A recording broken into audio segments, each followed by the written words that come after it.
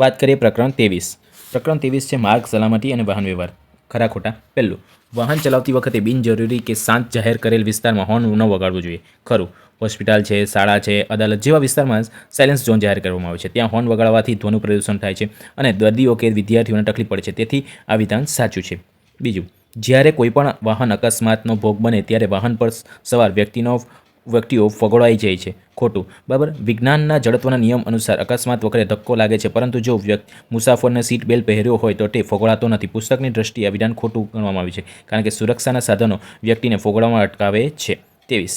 માર્ગ પર સતત વધતી વાહનોની સંખ્યાઓની સાથે માર્ગ અકસ્માતની શક્યતા ઘણી વધી જાય છે. ખરું.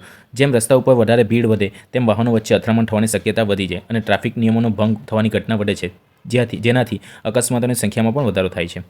ચોથું, વાહન ચાલકે પોતે અને અન્ય મુસાફરોને પણ સીટ બેલ્ટ પહેરી લે તે ટ્રાફિક પોલીસ નક્કી કરશે.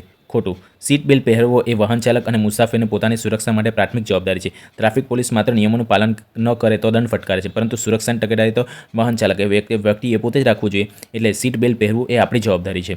પાંચમું, હળવી અને મધ્યમ ગતિના અન્ય ભારે વાહનોને સામાન્ય રીતે સૌથી જમણી બાજુએ લેનમાં ચલાવવા જોઈએ. ખોટું.